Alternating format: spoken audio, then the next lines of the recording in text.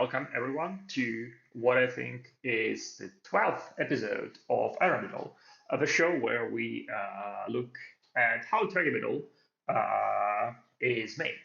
How can you build this marvelous, super fast database, single-threaded database written in Zip, which never vacates, which is super correct, and which doesn't even assume that the disk is reasonable and tries to repair all kinds of failures. Okay, so let's get started. Uh, as a reminder, kind of like the overall arc of what we're looking for the last two episodes is consensus. How can we realize in hardware and software that ideal model of distributed state machines where several computers communicate over the network and agree on a particular sequence of events that happens.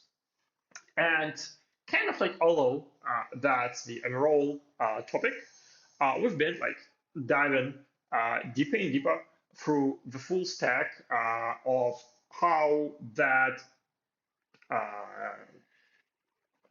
like distributed state machine nature is reflected in low-level things like disk I/O.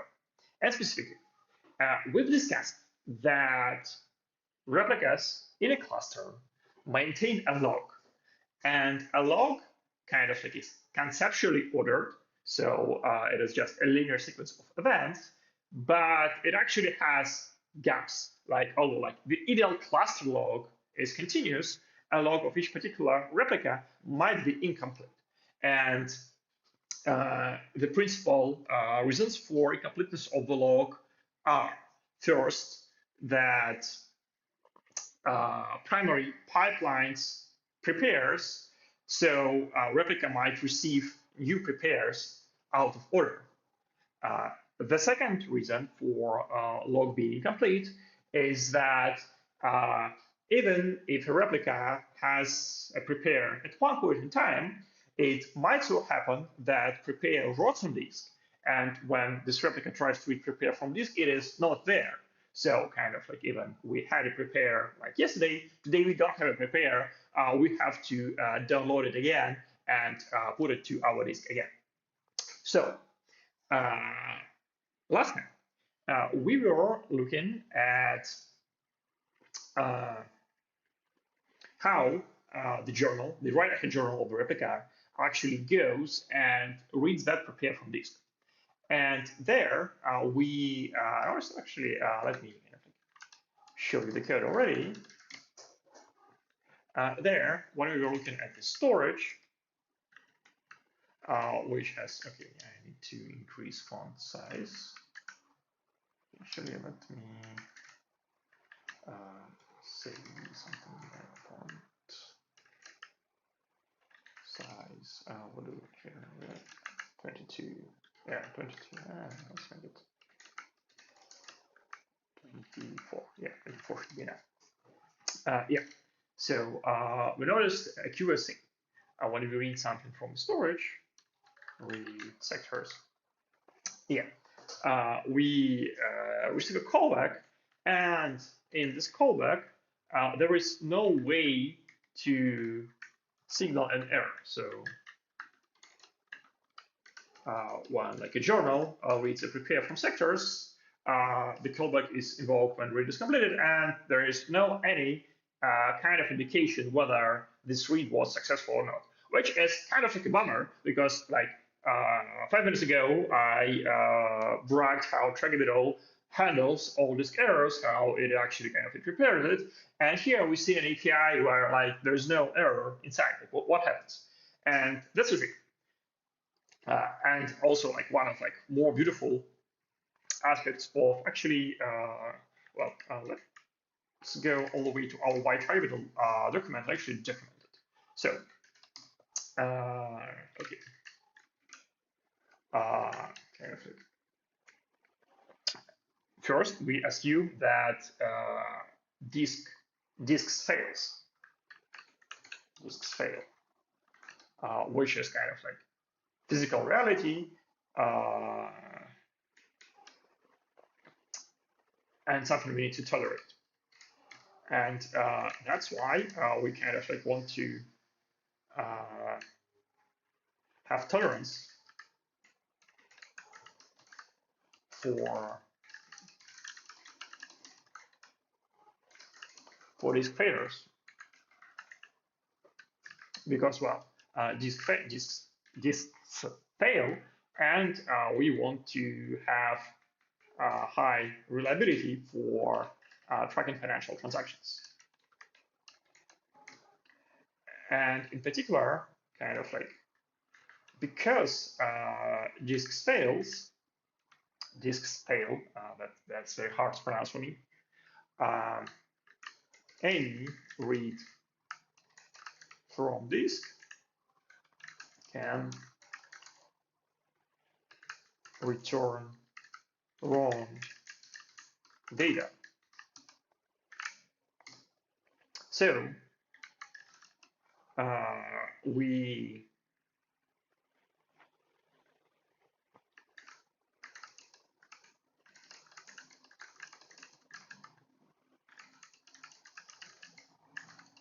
we guard every discrete with a checksum. Whenever you read anything, you should have a checksum on hand. And in particular, in the journal case, when we read prepare, well, we have this checksum which is supplied to us from elsewhere. So we know the checksum of the prepare which we get.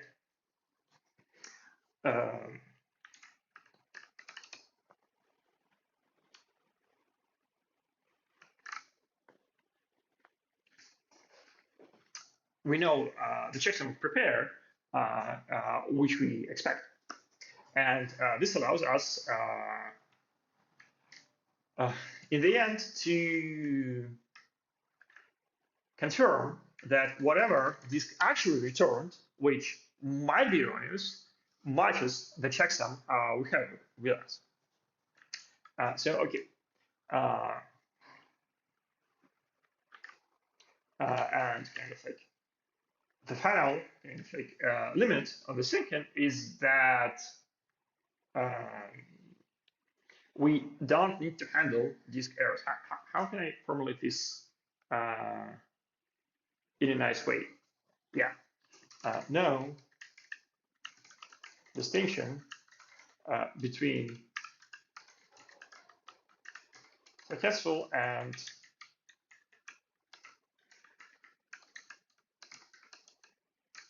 failed disk. operations, because well, every disk, because we already have a checksum, and so for a theta discrete, we can just return bogus data. We don't need to actually kind of pretend that we don't need to explicitly handle this, because disk fade-in with an explicit error is indistinguishable from disk fade-in with returning bogus data. Okay, and we've observed this in the storage, where we get an error, we just then zero out whatever we were trying to read into, and we say, hey, actually, the read returned successfully, but the data that was read is just zeros. And on the stream, we actually noticed a bug, which is now fixed in the main branch. And the bug here is that when we have an error condition where there isn't enough data in the data file, we forgot that zeroing out, and well, we had it. And again, zeroing out here is just a defense in depth, because there is already a checksum on top protecting the data, but still it's kind of like a good hygiene when you read into the buffer and you kind of like failed to fully populate the buffer to just zero it, so that if there is any garbage data there is no way this garbage data can leak back. So that was it. Well, yesterday, a week ago. What are we going to do today? Well, last week we went really deep up to the IO urine, and there was like this nasty function, wait for an s, which I kind of like, I get scared by that function. It is nasty. And I said, well, actually, that's like hand wave and not look into it. So today I thought that actually, yeah, it's a verb function. It's literally the main loop. So it's important to understand how it works. And today we're going to dive right into that scale function and get to the bottom of it. So to get to the bottom of it, we need to start from the surface. And the surface is main.z. So again, in our main.z top level entry point, when we start a replica, we go to this start. Why? That's right. I think it. Okay. Okay. I think I'm just a bit typer. Anyway, so once we get into this start function, there is like a bunch of setup going on, and then in the end, we actually run this main, which goes into this scary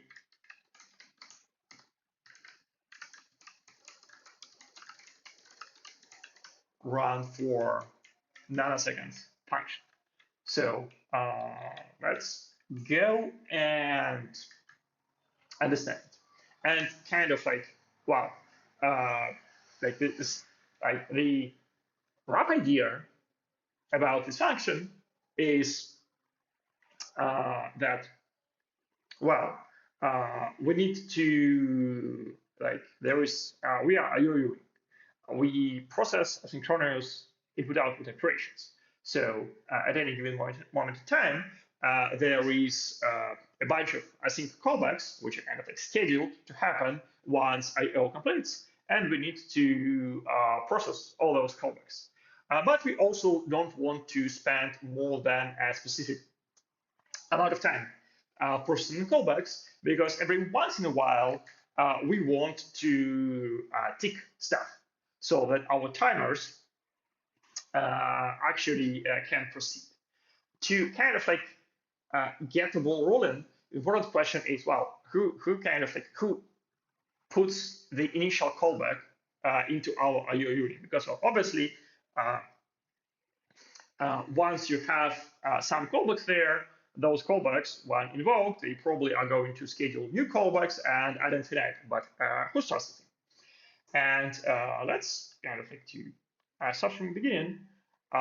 Look here. So on the very first iteration, we are going to tick the replica. And on the very first iteration, the replica is going to tick message bus. And let's look at our message bus. And on the very first iteration, when we are going to tick message bus, we are going to try to connect to every replica. And that is going to try to connect the replica, yeah, which will try to open socket. Well, let's look how open socket works, but I think that's open socket actually is, that's interesting.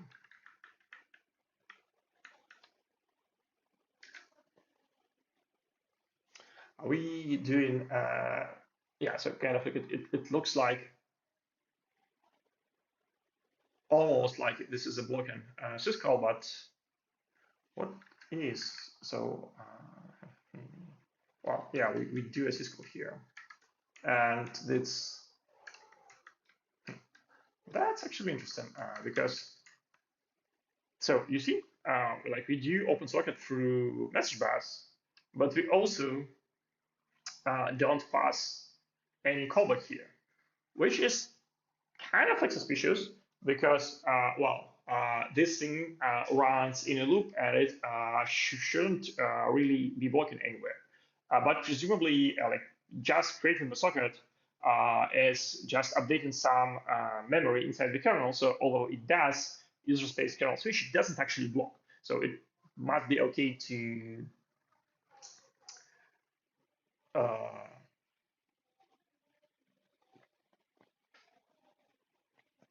must be okay to run this thing.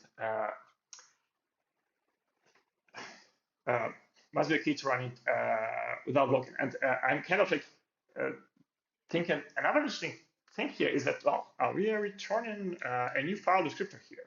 And I'm wondering just where are we going to close this file descriptor? Let's look at just to make sure that we are actually closing it. Connection, fd, close, terminate. Yeah, that's interesting. Aren't we?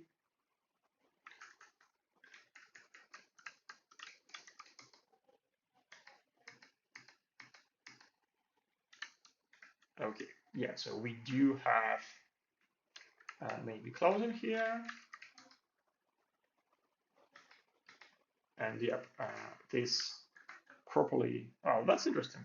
Then, well, yeah, I guess, yeah, I think that makes sense. So when you close the socket, probably there is some in-kernel buffers which you kernel ideally tries to flash. So that's why closing is probably a synchronous operation, while opening is not.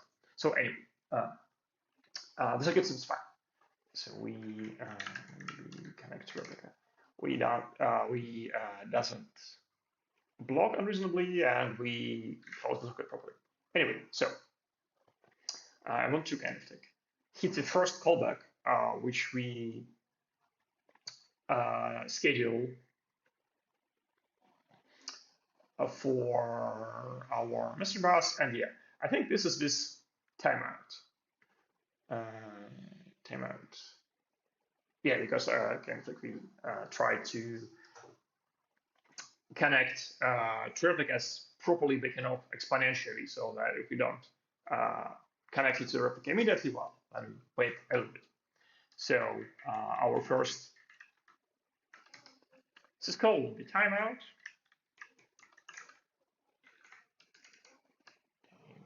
Okay, not this Linux, this Linux. Timeout. And this will do what we've looked at last time. So it will create a completion, and then it will try to include completion, and that will try to fill a submission queue event, which hopefully will be successfully filled because that's like one of the first syscalls we are shoveling through IO. So after that, we kind of like return from the stack uh, because again, everything is not blocking. So in the message bus, we kind of like schedule timeout and we return. And that means that we return from this tick, from kind of like, this code. Well, I guess we also like trying to do accept on incoming socket. Uh, but that basically does the same thing, like schedules some callback to run on IO ring. So anyway, we return from this stick without blocking as well. We go to the main, and then we get into this cursed run for nanoseconds.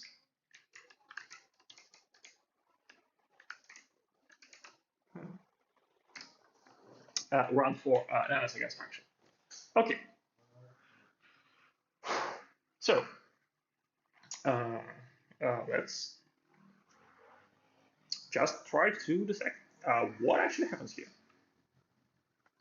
Because I think I kind of like at one point I understood half of the function. By the end of today's session, I want to understand the entirety of it. So first of all, yeah, we have a timeout, and I'm actually curious what is our default timeout value.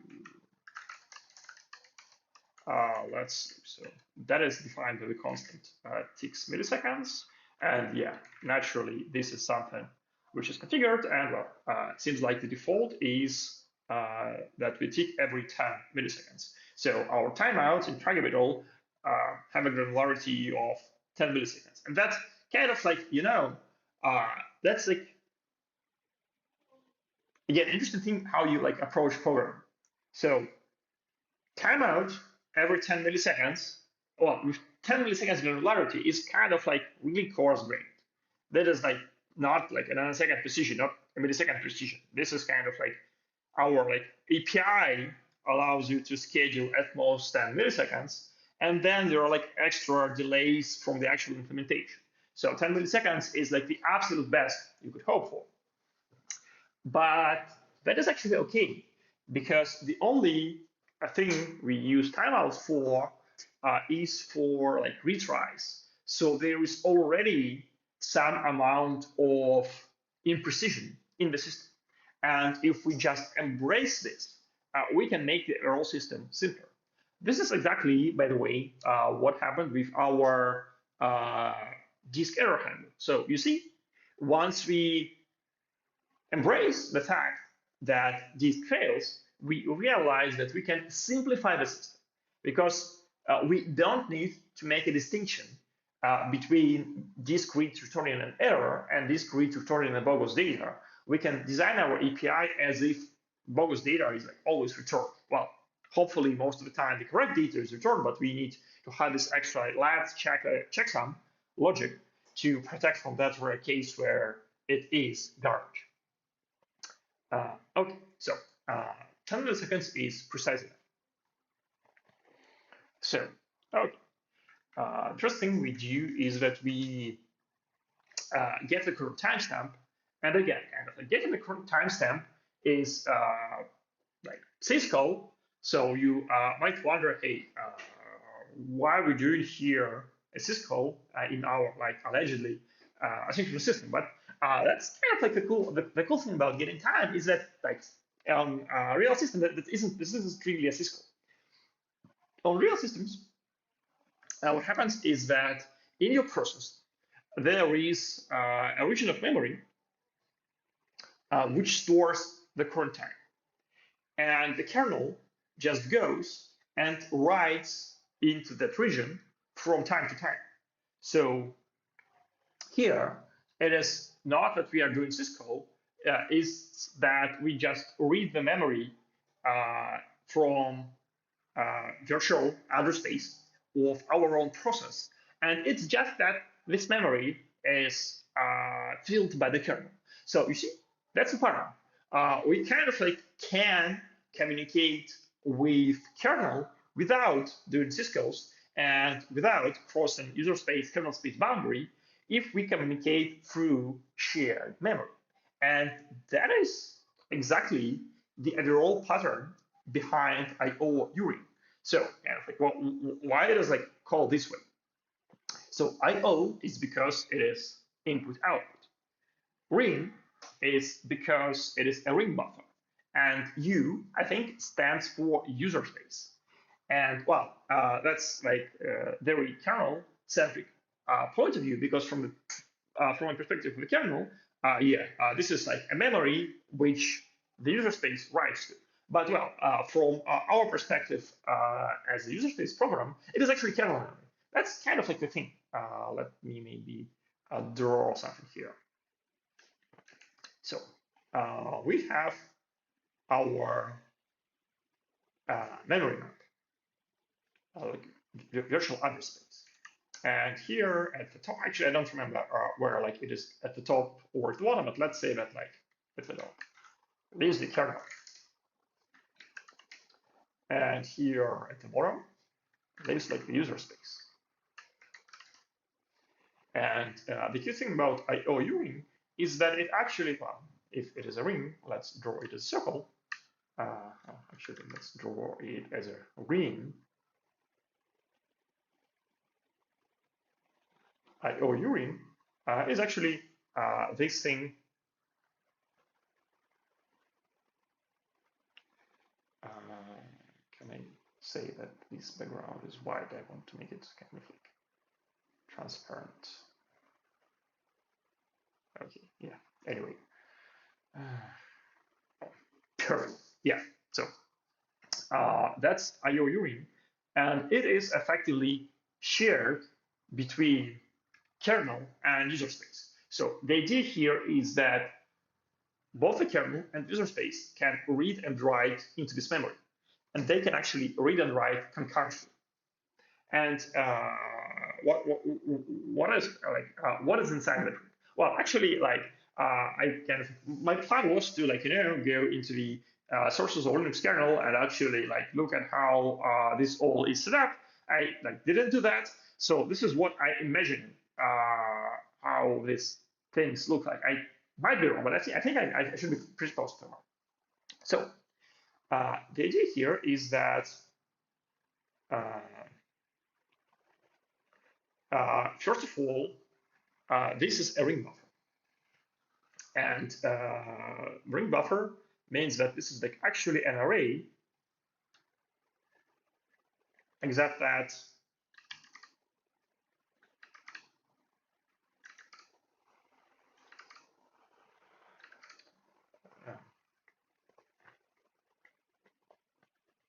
there's also like two pointers to elements of the array, and new data goes here with correspondingly moving this pointer, and the old data is picked up from the other side. So when, for example, the user space wants to tell the kernel something, it just puts an extra bit of data and advances this pointer, and that's it. And sometime later, the kernel will advance the pointer and pick up this bit of data that user space submitted to it. And the kind of like, well, there are two nice things about this setup. One is that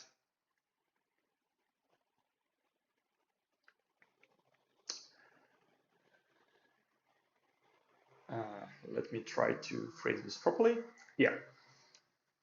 So one is that there is no need for kernel and user space to explicitly communicate with the syscalls. So those pointers themselves are actually just like atomics.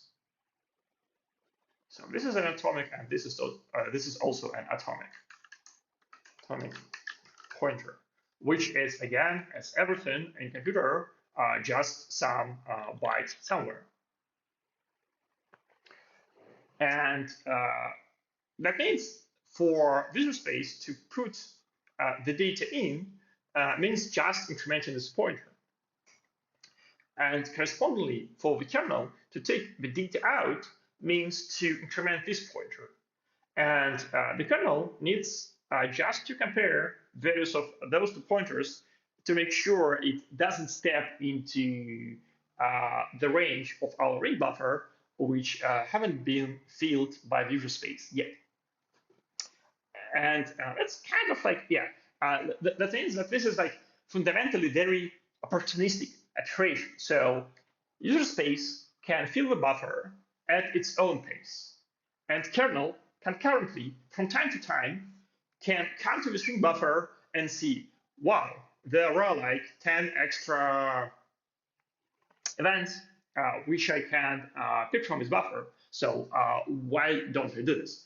They don't necessarily need an explicit syscall. Like, well, once in a while, like user space, if user space really wants the kernel to look at the queue immediately, it can issue a syscall and tell the kernel, hey, kernel, please look at all those data which I have sent you through the string buffer. But it doesn't need to.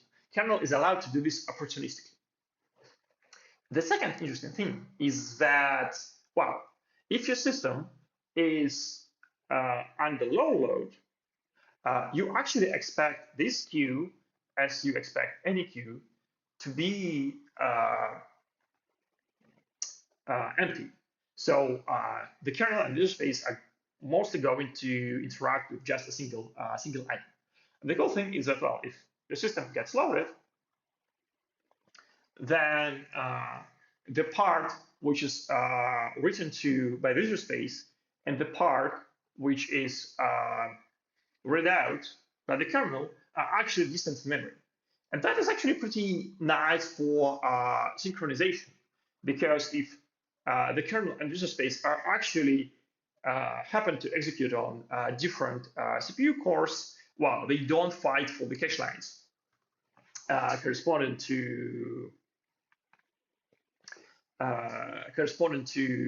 this data in the ring buffer. Anyway, so yeah, that's kind of like the basic idea behind IOUing, is that we have this just very nice channel for submitting things between the kernel space and the user space. Now, there are going to be actually two rings here. One ring for submissions to move the data from the user space to the kernel space. That is like submission queue.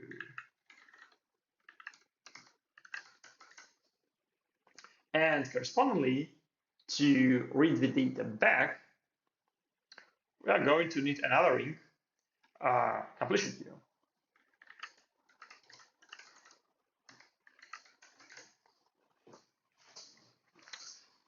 Okay, perfect. Now, what data are we actually going to show through these ring buffers? Well, that's going to be just syscalls. So let's maybe illustrate this a little bit better.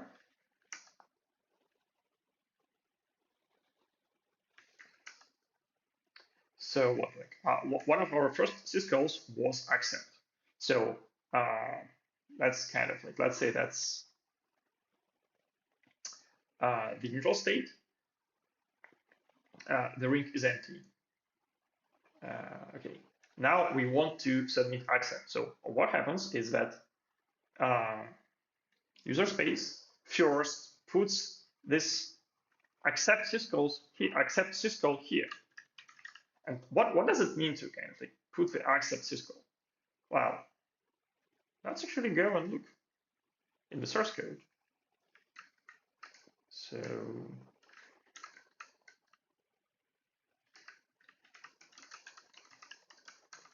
when we do accept, we will enqueue completion, and that should be prepare. Okay, so let's move this a little bit so we see here. Okay, so we are preparing a completion. This SQE submission queue event is going to be this slot in the submission queue, and this prepare accept basically means that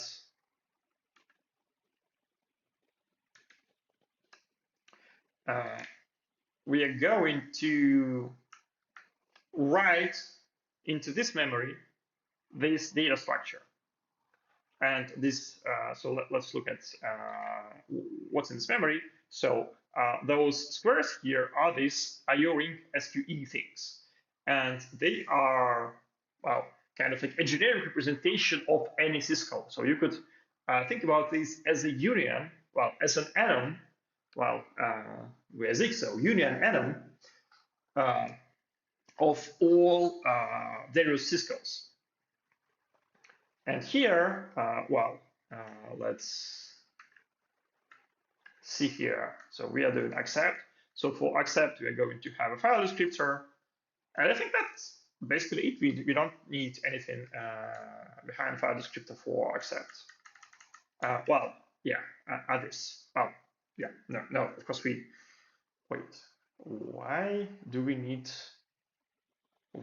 both the address and the file descriptor for accept, and the address is also optional? Well, yeah, I guess I don't know my Socket API, but anyway. So kind of like the idea here is that you just kind of like put arguments for a syscall into a particular slot in our ring buffer. Okay, then, oops. After we put the arguments there, we also initialize user data. So user data is kind of like a breadcrumb from Hansel and Gretel, something like a bit of information which would allow us to understand when the syscall completes, what exactly was completed. And for us, I think we will use the address of our completion struct as this breadcrumb. And completion stores a pointer to the callback function. So once we get a completion, we will be able to call the callback and make everything else work. Okay. So after we prepared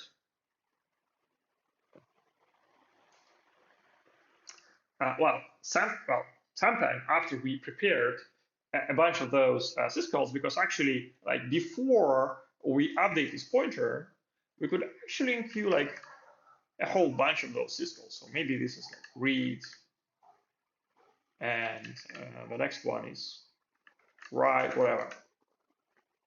After a bunch of the syscalls, we actually go and increment that pointer, which moves it here. Okay, yeah, there is like some extra points here which I don't need. At some time later, the kernel is going to notice that this pointer now actually points further along that this pointer. So it is going to advance this thing and start processing our syscalls. Start actually talking to the required hardware to make stuff happen. Okay, so after the kernel, after the hardware actually does require iteration, the result will be complete, and the kernel will communicate a result back through, so here, this was user space, and this was kernel when we submit things. When we complete things, the picture is reversed. Kernel is the thing that puts things into the queue. So that's going to happen inside kernel.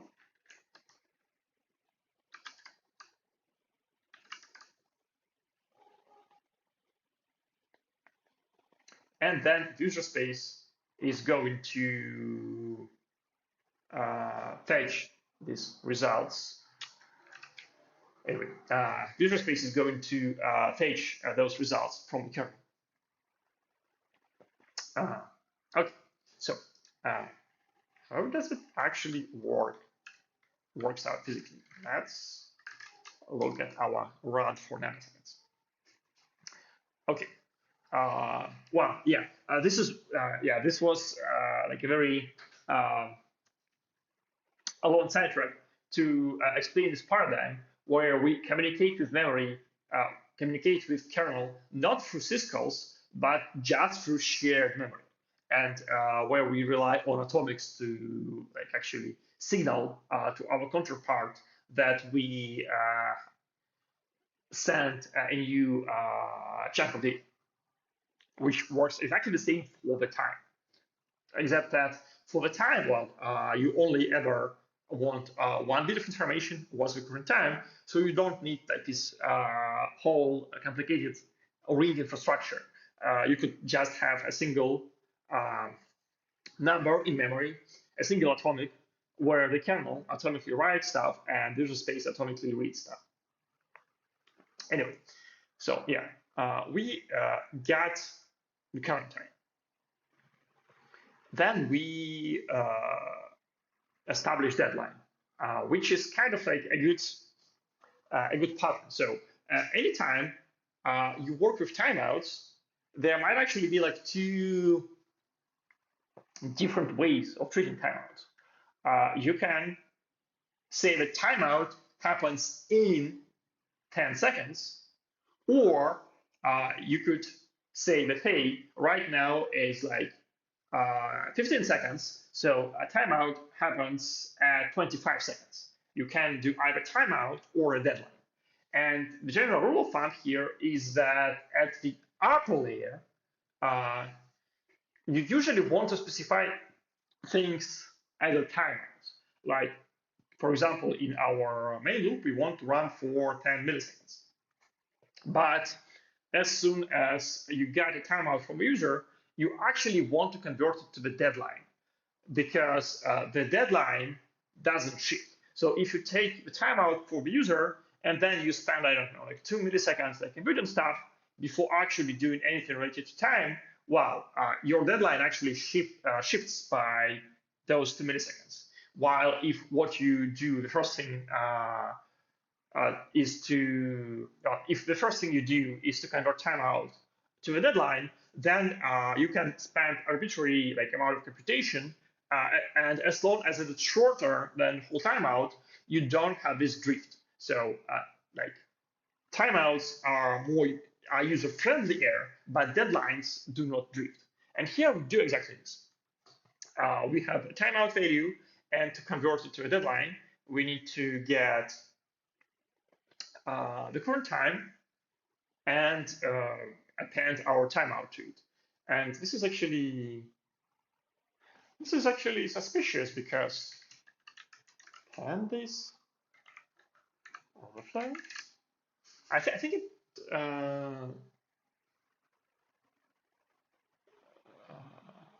I think it's actually. I need to think about this, because that is suspicious. Anyway, it probably can't resolve for any reasonable amount of time. Okay, e-time. I have no idea what e-time is, but let's try to just read through this, and maybe we'll understand in the end. Okay. So yeah, it seems that the first thing we want to do, well, we want to run this event loop for a certain amount of nanoseconds. And that means that we need to somehow set us a reminder to stop doing this thing after the given amount of nanoseconds. But well, timeout is also kind of like a system call because, well, the kernel keeps track of time, and it's the kernel job to wake us up when the summer comes, or how it was anyway. So that means that we kind of like need to kind of pull ourselves for the bootstraps and kind of like add a timeout request through this IOUing. And for that, we need to get a submission queue event. Of course, submission queue might be full, and we're going to handle this. But again, as we are still thinking about that very first iteration of our main loop, let's assume that we're able to get our slot in the submission ring for the timeout. Then we prepare timeout, which is like pretty. What this count is. So submission queue event is this submission queue event. Then we have timeout, which is actually like it's not the timeout, it's deadline. It should be called deadline in the code because that's the standard name here. Well, maybe maybe I don't know. Okay. Anyway, we have our deadline. We have our count, which is yeah. That's interesting. It's always funny to guess the meaning of arguments with syscalls if you don't know. And my guess here would be that IOUing allows you to like schedule a pulse. Like if you want a pulse every 16 milliseconds, you could just like schedule this timeout and say, hey, repeat it like 1 million times. But here we care only about one timeout. Then we set user data to 0, and that's actually interesting.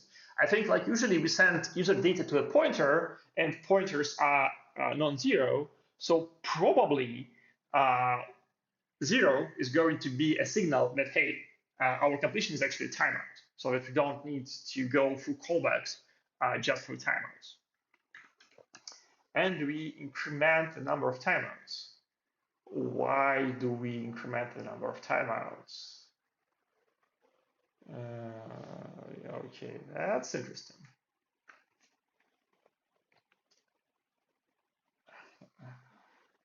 And we pass it. Okay, this the logic of this the logic of this function still eludes me. But let's read through. Okay, we scheduled our timeout. We increment the number of IO obscured, and I think the number of IO obscured is only something which we need for metrics and statistics. I don't think we rely on that, but well, maybe I'm wrong. And then we try to flush. So let's look at it. Weight and R. Well, again a number. Again, we have to guess it. I have no idea. Actually, do we call flush anywhere else? Okay, this is not. Yeah, I was expected a call to flush with like something like 1000 or maybe like 100 like 1024. But well, it's like either 0 or not. So this is a number which is suspiciously close to a boolean. Okay, I still don't understand this, but whatever. Let's try. So timeouts. Timeouts presumably is kind of like the number of. I think that is like the number of timeouts which are in flight. And E time, well, E time is probably, maybe it is end time, kind of like the time when we need to break out of the loop. So presumably, if like Flash submissions or Flash sets E time, then we will break out of this loop. So probably this means that uh,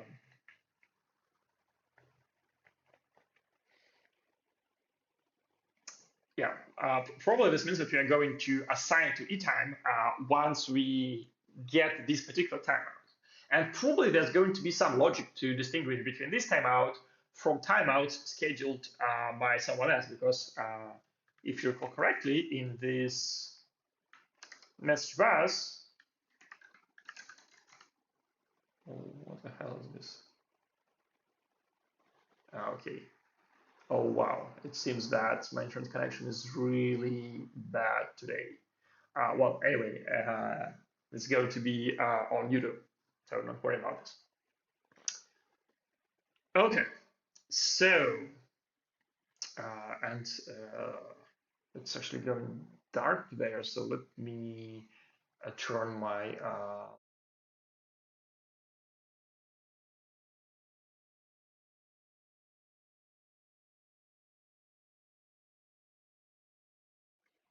okay, I'm back. Now I can see my keyboard. It doesn't have any like markings on it. It's a blank keyboard, but still, it's nicely I can see it. Okay, so yeah, if you remember in the message bus, we also scheduled a timeout. So the timeout here, which you schedule to limit the amount of time you run for, is not the single timeout we have. So we will need some extra logic to distinguish between those two timeouts. Okay, so let's look at what happens inside this flash function. So presumably it should kind of like shovel the data between the kernel and visual space. Okay, first we flash submissions and then we flash completions, which kind of like makes sense because, well, maybe for some of the submissions, the kernel will be able to process them synchronously. So there is no any need to block. You can just kind of like immediately, the kernel might be able to immediately say, hey, here is your answer. So that's why kind of like we optimistically flash submissions first, because, well, maybe just maybe some completions are going to be ready immediately. Okay, flash submissions.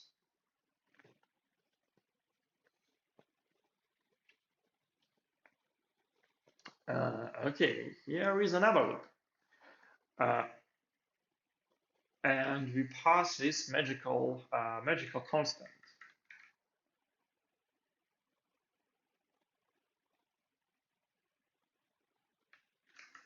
Wait and R.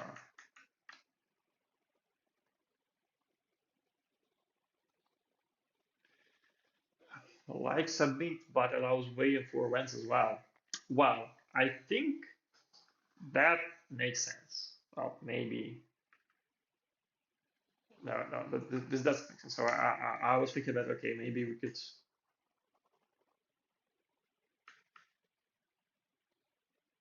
Simultaneously somehow like submit. Well, no, actually, I think it makes sense. So I think what we're trying to do here is that in a single syscall, we want to simultaneously submit as much as we can, and also maybe wait for some amount of events. And here we wait for, so we are inside a flash. And here, presumably, we, for some reason, we want to wait for one completion. Again, let's see. Let's see where this is going, because I don't understand this. But well, let's guess. So after we run flash submissions, we also run flash completions. We also pass 0 here. So that probably is also wait an error. Yeah, and this is probably amount waiting for submissions or something like that. Yeah, it's confusing. Let's see. So what happens with this error flag?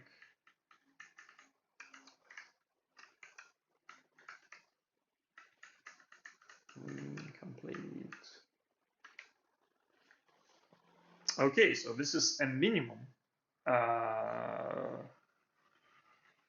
minimum of completions.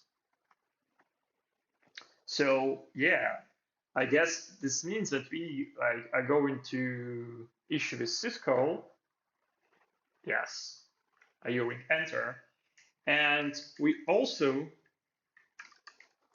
want to actually block in this syscall until we have a certain amount, a certain guaranteed minimum amount of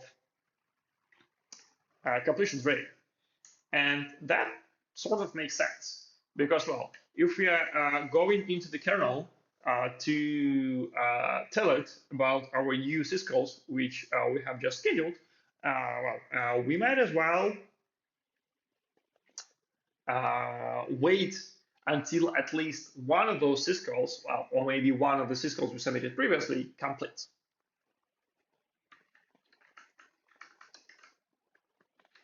Okay, so we submitted and we are waiting for recompletion. And yeah, then we kind of like updates our statistics. So we are able to submit this many of operations, and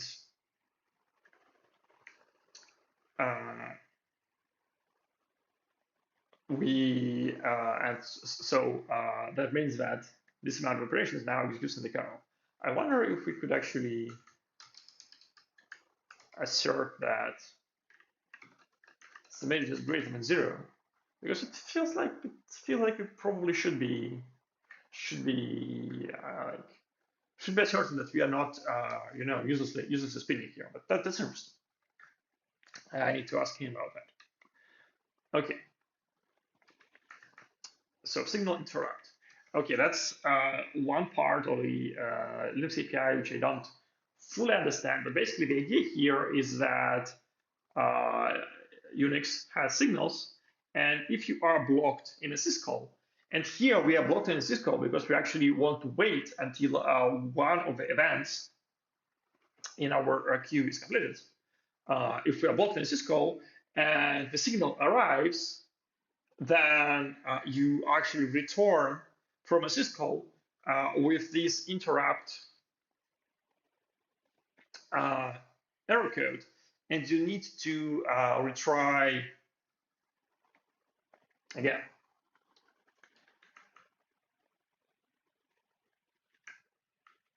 Okay, apparently this. Oh, that's interesting. So while we are submitting, another case which might happen is that, well, because we submit and wait for at least one event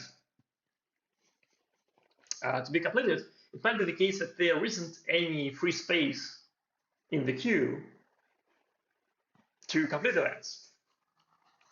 And in that case, we're going to read some of those completions and retry. But I'm actually wondering here if should we set wait and R to 0 here? Because, well, presumably we kind of got at least one completion here anyway. Okay, but that's also kind of a question. Okay, anyway, so kind of like this while true loop is like normally you aren't actually going to enter it. Normally you submit normally you submit normally, and then you will return from this. Okay, so we were inside of the flash. Okay, so we submitted some stuff. and we also have at least one completion. And that's why, yes, okay, I think I now understand this. So we submitted stuff, and we also have at least one completion to reap. And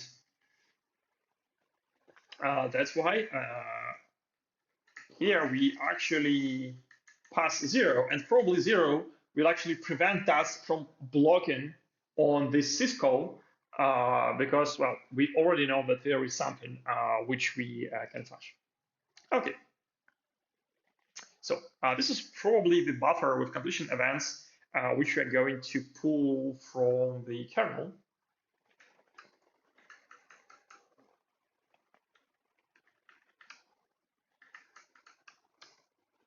Okay, and weight remaining is 0. So copies already, and then configure the destination. Yeah, and if not available, then we enter the kernel to wait for at most like wait and R completion queue events. But our wait and R, wait remaining, is actually 0 here because, well, we just submitted stuff and we waited while we were submitting. So here we actually don't do any syscall. That's like the nice thing. So we can saving on one syscall. This should be, I think, this should be purely in-memory operation, like without like doing syscalls without going to the kernel space. Okay, so we touched some of the calculated stuff into CQEs array.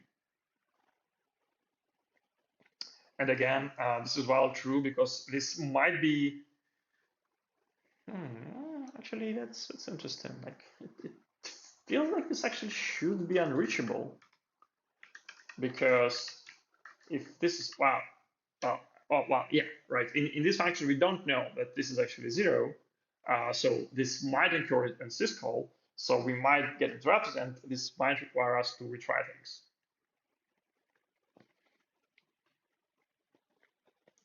Okay.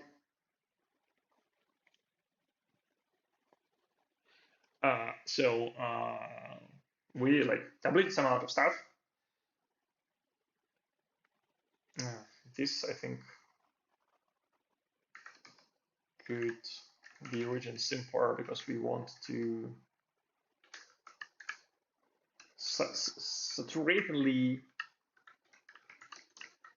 subtract the completion commands, although this is kind of like a cryptic symbol, even with ligatures. So maybe an if is actually readable, but yeah. Anyway, so now for each completion, we say, okay, this is now not a kernel. It is like fully done, and it's on us to process it. Okay, if this is I guess is right. You see, we use user data 0 as a signal that this is a timeout. So okay, if this is a signal, then we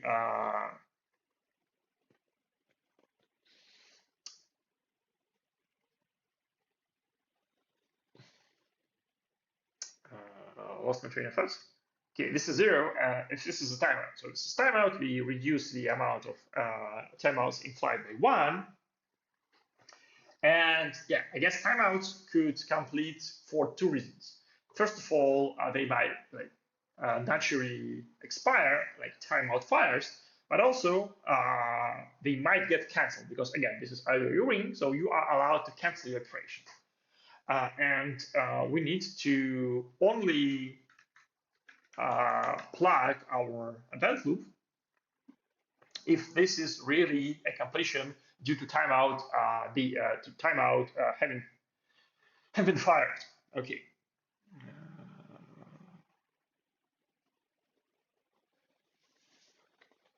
So here we set our etime variable, which remember is the variable which guards our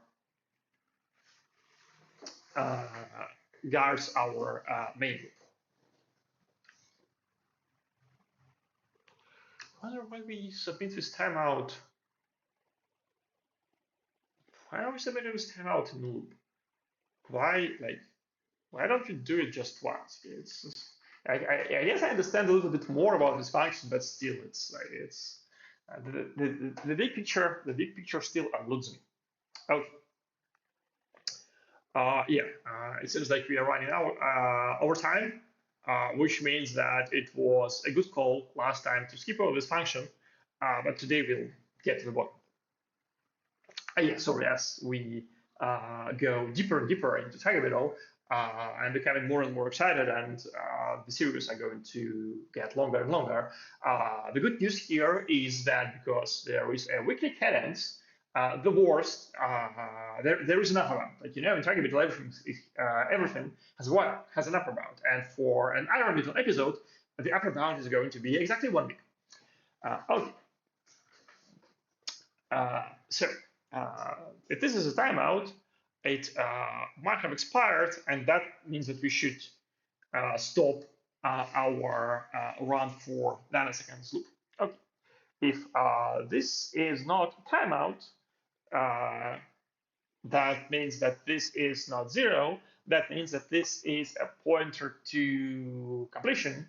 So we can take our user data, which is U64, cast it to usize, and then I wanted to do it. Do we actually need this? Okay, can we just say that, hey, this is just here from int? Let's try building it, because I feel like that's one cast to make here. Oh, haven't failed yet. We'll check in a couple of minutes. Okay, so this is completion. We assign the result to this completion, and we push this completion back to our FIFO. Complete is a FIFO, yeah, to our FIFO, to our intrusive linked list of completions. And they do this for every completion which was completed. And then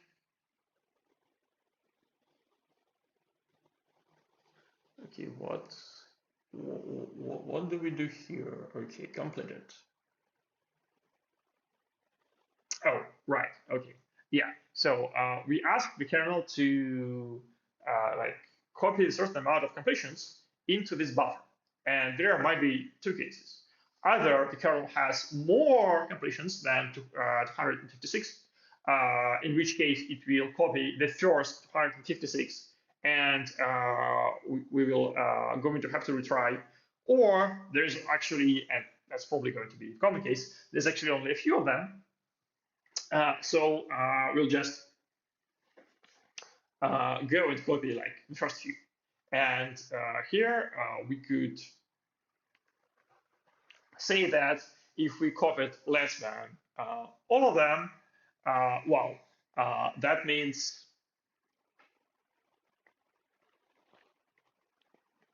if we copied less than all of them, that means, there aren't any more ready completions yet, and we can break. I'm wondering what happens if this returns exactly 256. So presumably this function, because, okay, if you wait a 0, presumably this function then will immediately return 0, and we'll just say, okay, that's right. Okay, and our build actually passed, and that means that we indeed could simplify this a little bit. Okay, we'll send this as a pull request at some point in time. Okay, so flash completions done, and the important thing, flash completions doesn't yet invoke any callbacks from user. It only enqueues ready completions into this FIFO. So let's go back to our flash. No, not flash submissions, just flash. Okay. So we flash submissions. This is a blocking call which blocks until at least one completion is ready. Then we flash completions, uh, which is a non-blocking call because we say, hey, we don't want to wait for any new completions here at all. After that, we are going to actually invoke all our callbacks. And this is funny. Okay, what happens here?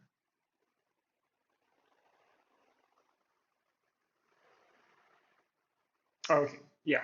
So this is so unqueued is a list of well, it's confusing how we use the same completion struct for like both submission and well completion. It's not like it's not really completion. It's just like IO operation in flight. So unqueued are things which we want to put into IO ring, but for which there weren't enough space in the ring buffer. So they were like queued in this FIFO.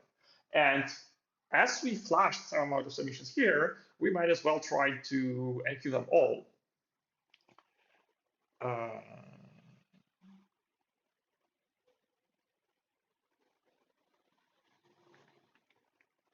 And yeah, enqueue in turn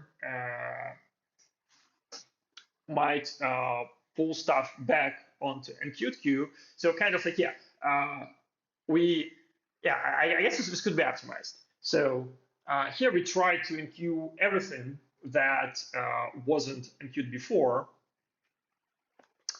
But I think we could do better. We could basically kind of like check if we successfully enqueued, and if not, break, and then just do something like self enqueued push all that remain. But anyway, that probably doesn't really matter. Okay, it looks my connection died completely. Is that the case? Well, I do have inference connection here, maybe. Well, no, it looks like I'm online. Anyway, sorry about that. Okay, so after we submitted stuff and RIP completions, we try to submit whatever we had before. And again, we do this before we reap our completions to avoid starvation. So we kind of like want to process requests in roughly FIFO order. Okay, now finally, we process our completions, which just invokes a callback.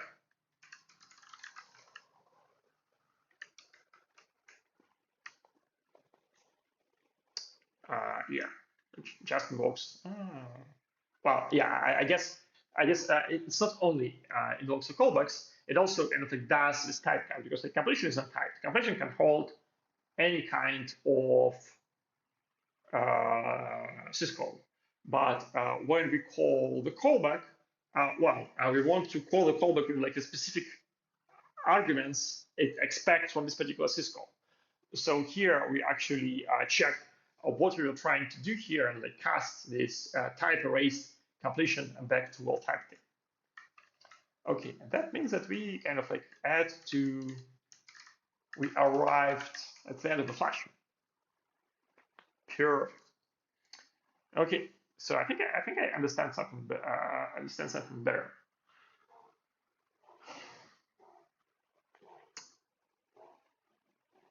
Okay.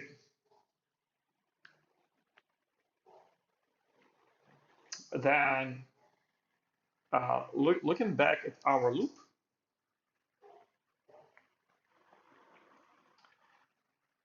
we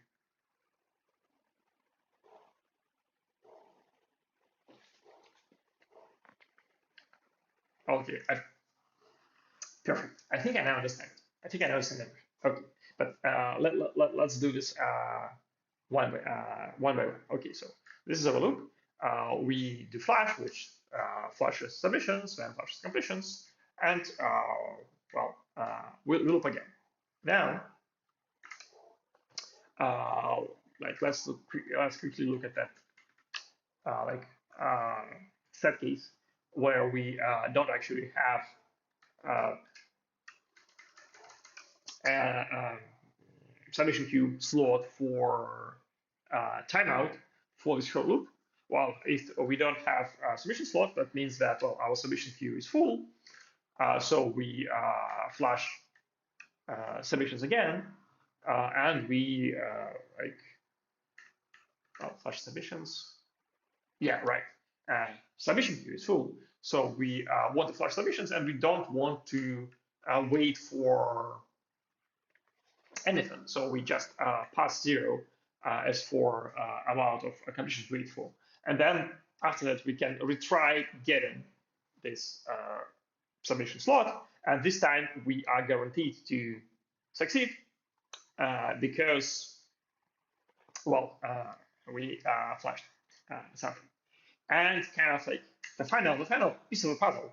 Why do we schedule many timeouts? Well, this is explained in this comment that, well, if we submit a timeout, but something else completes before this timeout, the timeout gets cancelled.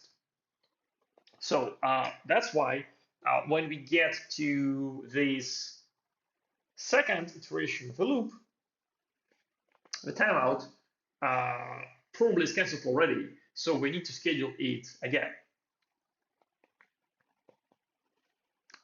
And finally, after we like break from our loop because one of our timeouts fired, well, I guess kind of like if the timeout will be cancelled, I think that once we flash completions, we should have a guarantee that there are 0 timeouts. So that's like, well, maybe they are like opportunistically flashed, opportunistically cancelled or whatnot. Anyway, the thing is that after we break out of this loop, we actually know that deadline has elapsed and all our timeouts are ready. So we could just go and flash them, and that's it.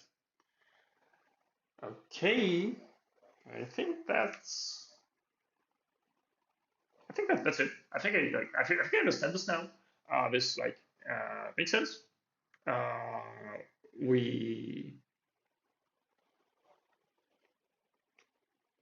kind of like just run this event loop for like a certain amount of time. Well, I guess kind of like one question left here is, well, why don't we run this until we don't have any more events in our ring? Why we don't just run until the ring is dry?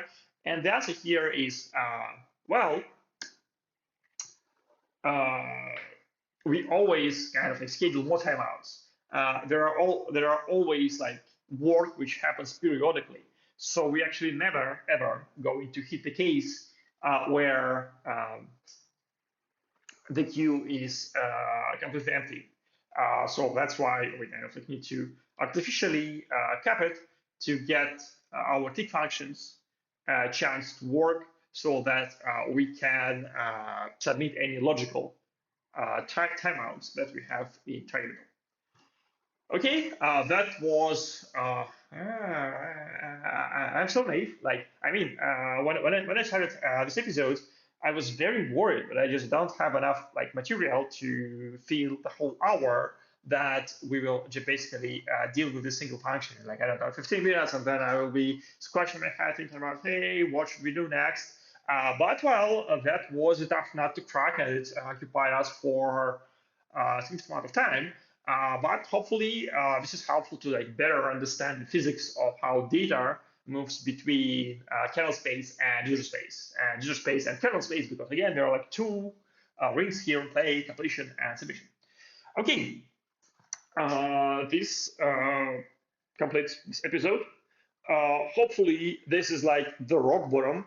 I entertained the idea of like looking into kernel, but I opened like ioring.c in kernel, and it's the get.exe file, and I just don't uh, understand it at all. I can't make head or tails because, well, kind of like probably it's easy if you know the entry point, but it's kind of like hard to understand where the entry point is in a C file. So yeah, that's where we stop. We aren't going to go into the kernel, and next week we will start to kind of like pop frames from our stack. We'll start getting closer to the surface, and we'll look at what drives this repair process. Hopefully, by that time, I will actually fix a bug in the repair process, which I discovered earlier today. Okay, thanks you for listening. Sorry again for this jumbo episode. Hopefully next time I will be more cognizant of your time. See you next week.